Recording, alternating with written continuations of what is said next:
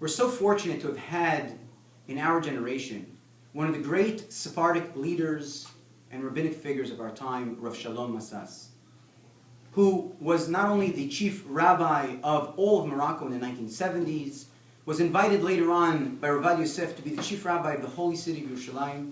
As a matter of fact, the king of Morocco himself personally escorted him to the airport and asked him for one more blessing before he left. One of the many, many contributions and prizes that he left us in 2003 when he passed away was a book called Shemesh Umagen.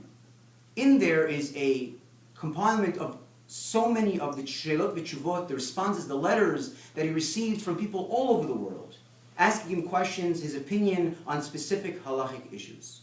One of the questions that I found there is a person who asks Rav Massas questions about the specific mitzvah of tzitzit. And one of the questions that arises within this letter is, does one have to wear tzitzit or not?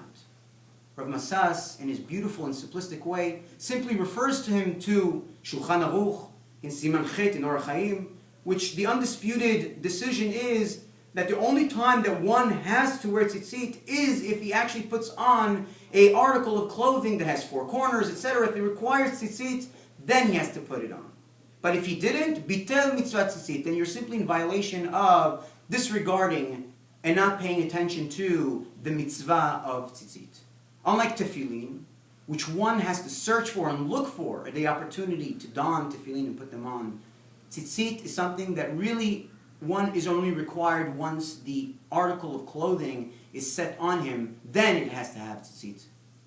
This simple halakha, this simple concept of Massas uses as an opportunity to then teach us a fundamental philosophy, an outlook, and approach to how we are supposed to keep the rest of the 612 mitzvot. He brings to us the Gemara in Kiddushin, where the Chazal teach us, the sages teach us, Gadol ha-mitzuveh ve'oseh mi she'eno mitzuveh ve'oseh.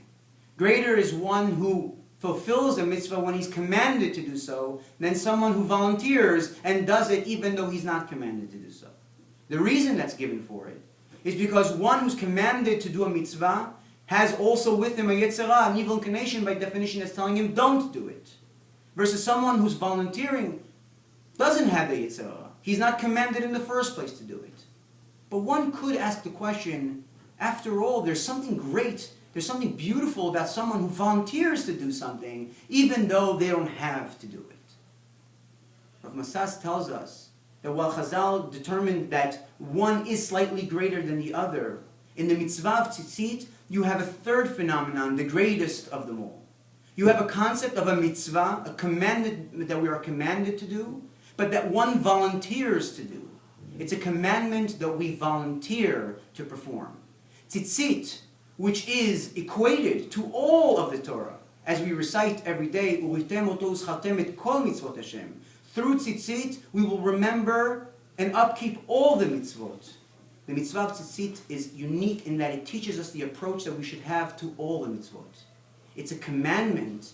It's a commandment that I don't have to do. It's a commandment that I volunteer to do.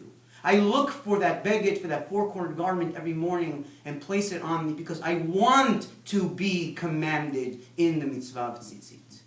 Here you have someone who's mitzuveh v'yoseh, commanded to do it, and eno mitzuveh, and also not commanded, all wrapped up into one.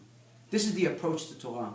We don't perform the mitzvot simply because we're commanded to do them, but we're volunteering to perform them yet at the same time. Perhaps I would like to suggest that this is the explanation of Lech Lecha. Rashi says, Lecha, what does it mean when God says to Avram Avinu to go to the land of Israel, Lech Lecha, go for you? So Rashi explains, Lanatcha v'lotovatcha. God says, the reason I'm commanding you is for your own good, it's for your own benefit. And the Kli Yakar says, Lech Lecha doesn't mean for your own good. Lecha means go to your source. What is your source? The source of our soul is HaKadosh Baruch Hu, for God Himself. I believe here we have the relationship between the Jews and God and the Jews all wrapped up into one. God is telling us that I'm doing this for you. And we're telling HaKadosh Baruch Hu that we're doing it for Him. The journey of the Jews that begins with Avraham Avinu begins with the relationship that we have with God, the relationship of love that we have for Him. That even His commandments we volunteer to do because of our love for Him.